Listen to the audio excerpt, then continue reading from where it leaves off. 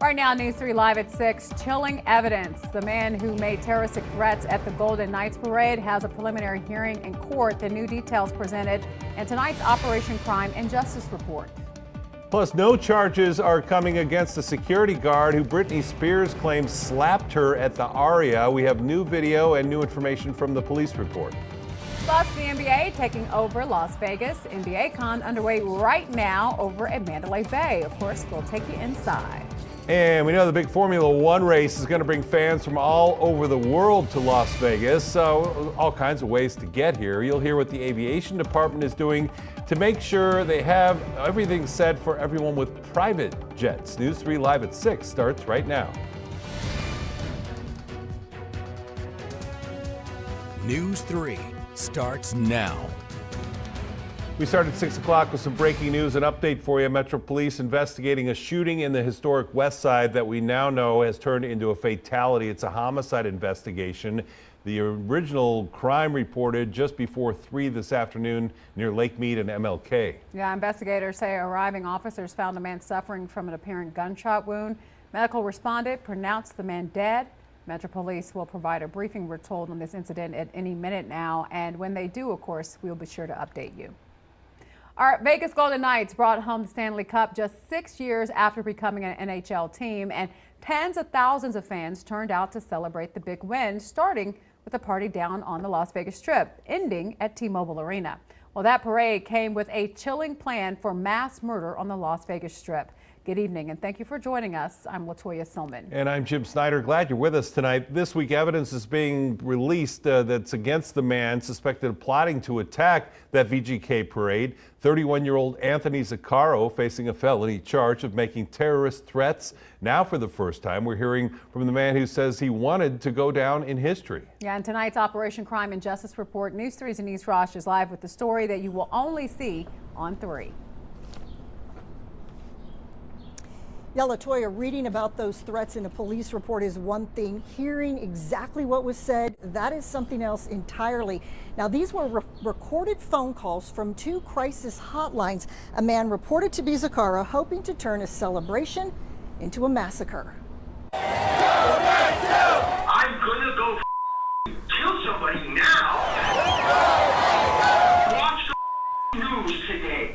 Watch it. The calls came in just one day before one of the biggest celebrations ever on the Las Vegas Strip. A man named Anthony calling a crisis hotline threatening violence during the victory parade for the Vegas Golden Knights. At first, his voice barely above a whisper. Tomorrow there's a parade. The Knights won the Stanley Cup. The crowds are going to be the biggest crowds that have ever been. Everybody was going to be there. That's why I'm picking tomorrow. Police say that caller is 31-year-old Anthony Zaccaro, now charged with a felony for making terrorist threats. This week, back in court as a judge decides if there's enough evidence to send the case to trial. And prosecutors say Zaccaro's own words speak for themselves. He has a plan to either drive a truck into a crowd of people or kill police officers or make bombs to bomb the Golden Knights parade. In court, representatives from 2 different crisis hotlines testified via video link about a series of disturbing phone calls. Zaccaro, they say, expressing both suicidal and homicidal ideations, something call taker Glenda Goswick says there is a duty to report. When he was speaking about collateral damage, what was he talking about? Innocent people that could be killed. Working with the phone number the caller used, police managed to track down Zaccaro, who agreed to meet. He was eventually taken to Desert Springs Hospital, but was quickly released. And that's when a second round of calls. And I want to show you that you can't help anybody. You couldn't save anybody. Began. I'm going to kill somebody, and I'm going to go find somebody else, and I'm going to kill them. I'm going to find somebody else, and I'm going to kill them, and then I'm going to leave. Never look back. Leave where? The country. Why don't you just leave the country? No, I have to do this first because they have to pay. Random strangers have to pay. Society has to pay. Metro Detective Carl Loskill with the Southern Nevada Counterterrorism Section. It went from we were trying to find Mr. Zaccaro and try and render him aid to now we're worrying more about public safety due to the comments being made. The threats come just 6 years after 58 people were killed in a mass shooting at the Route 91 Music Festival on Las Vegas Boulevard. 2 others died months later from their injuries. In this case, the caller hoping for infamy. I'm going to be in history books after today. Everybody's going to know my name after today. They might even make a Netflix series. Now, the defense says this was clearly a man in crisis, someone who needed help. Meantime, the judge is expected to rule next week whether to send this case to trial or decide, is this a case of free speech? Reporting live, I'm Denise Roche for News 3.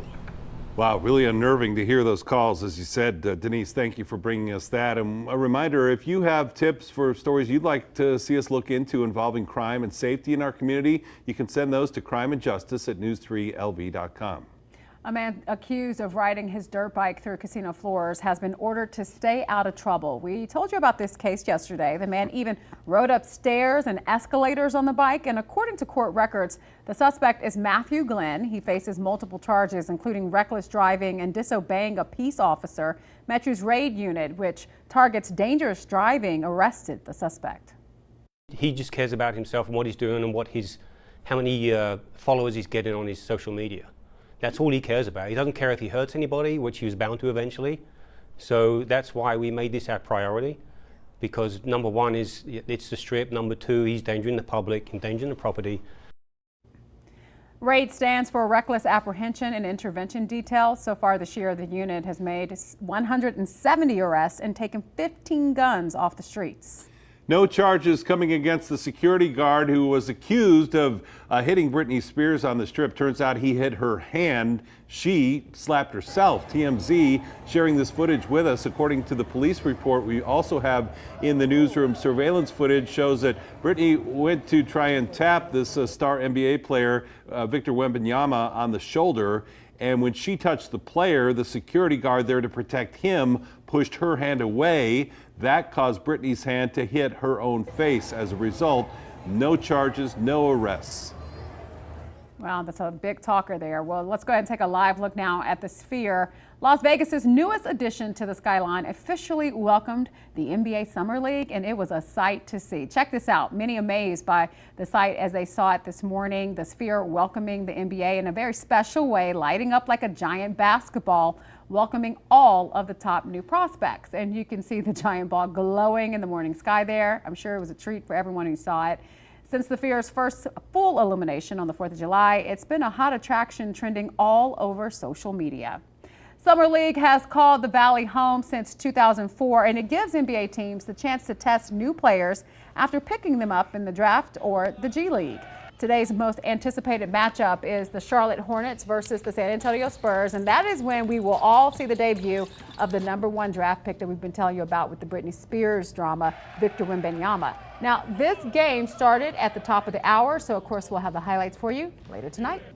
NBA Con is taking over the Valley, and tonight we're giving you a first-hand look inside. Yeah, pretty cool. Our Brett Forrest has been there all day speaking with fans, even trying out his own basketball skills. He's joining us now up, and we see you're already with one in your hand as we speak.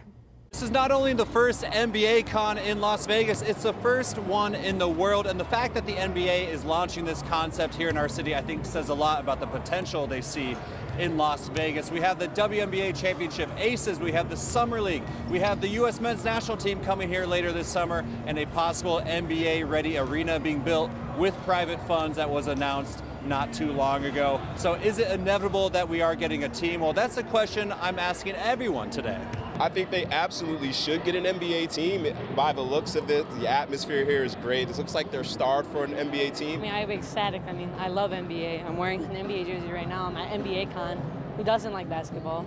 NBA Con bringing its promise of star NBA players, both past and present, the championship trophy, and plenty of action for everyone to take part in. I think it's a good thing because Vegas is a growing community. You guys got a football team here. You guys are taking the Oakland A's. I'm from the Bay Area, so you guys are taking them, and then you guys are going to get a basketball team. Eventually, at some point, it's going to happen regardless because all the money's out here. Some fans want it, but only if it's an expansion team like the Golden Knights. There's too much drama with the A's, with the Raiders. Like, look at the Golden Knights. Stanley Cup within the first 6 years. Like, let's get a new, fresh team. Let's get LeBron into ownership and have a team here. And even though we have our WNBA champions, the Las Vegas Aces, one fan thinks we need to sell out more of their games first. You guys have to show love to the current professional basketball team that's here in order to merit a men's professional basketball team. But I do think it makes sense. I think players will like it. How about current NBA players? What do they think? I just think that with all the media and all the buzz, it'd be, a great city to have a lot of people in here. That's Devin Vassell with the San Antonio Spurs. I love basketball. You see the outcomes for Summer League and stuff like that, so an NBA team out here would probably be great. I also asked someone from the NBA, are we ready for a team? So yes, basketball has always been a great home in Las Vegas. We've always been proud to be here, and we can't wait to keep doing more things with Las Vegas. That's not a yes or no, but it's a start. And if Vegas were to get an NBA team, what would the name be? If Vegas got an NBA team, what name do you think would be good for them? Oh, that is a good question. Honestly, I don't know. We'll bring back the Supersonics, Las Vegas Sonics or something, yeah. Okay. The Running Rebels. Hey, all right, I think it's taken, but that is a good name. The Las Vegas Royals to play on royal flushes in poker. In Las Vegas, or should I say the sports capital of the world? I'm Brett Forrest reporting. All right, some creative names there. Well, one thing that we've learned through the years in Las Vegas, the people who follow NASCAR are a special kind of sports fans. They arrive from all over the U.S. by the thousands in campers and RVs for a weekend party and catch some stock car racing in between. So why would Formula One be any different, right? You just have to switch the motorhomes off with private jets, maybe. News 3 Steve Wolford tells us you only need to look as far as the airport to answer that question. One big difference between NASCAR fans and Formula One fans is how a lot of them will come to Las Vegas for race weekend.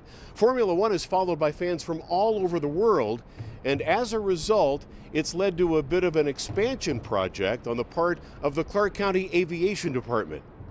We will run out of places to park private jets for Formula One. Jeremy Aguero with Applied Analysis is an expert on the local economy. He says the international appeal of the Las Vegas Grand Prix 5 months from now is going to attract a lot of international F1 fans who are, let's just say, extremely well off. You think I'm joking? I think they're going to be parking in like Phoenix. Right? I think that's what's actually going to happen. It is a very different world. Based on other Formula One races around the world, F1 analyst Vincenzo Landino agrees the Las Vegas Grand Prix won't look anything like NASCAR weekend. It's two very different ends of the spectrum. Also, take into account the fact that a lot of the fans, for NASCAR are coming from within the U.S. I would venture to say that you're going to see probably 50% of the people for Vegas coming from outside the U.S. But there's no need to worry about jet setters getting stuck in air traffic in southern Nevada. The Clark County Aviation Department had a crystal ball larger than the MSG sphere on the inside of Turn 6. We were planning for the Super Bowl, then Formula One was announced, right? So a lot of our preparations we were doing for Super Bowl quickly turned to let's do it 4 months early and do it for Formula One. Those preparations included this 18-acre ramp expansion at Henderson Executive Airport that recently opened, along with another 14 acres at Reed International set to open a few weeks before the race to accommodate dozens of additional private jets. Chrisley says the aviation department is looking at airports in other F1 cities like Montreal and working closely with F1 to anticipate private jet demand. But because this is only year one of the F1 learning curve, it remains to be seen if it's going to be enough. Some lessons will also likely be learned when the teams arrive for the race. All the cargo, including the cars, comes via wide body, 7 to 8 to 9 wide body jets on the way in that have to be offloaded and shipped to the Formula One building. And then on the reverse side, with a race falling 1 week away, only 7 days, they have to get that cargo back, loaded, and out and up in the air on time. It's Ferrari, and he's a little bit slow. Ultra-rich F1 fans won't be the only ones flying into Las Vegas on private jets. Many of the drivers can afford to fly around the world in style, including Max Verstappen with Red Bull Racing, who has a salary estimated in the range of $60 million, including bonuses. At Harry Reid International Airport, Steve Wolford, News 3.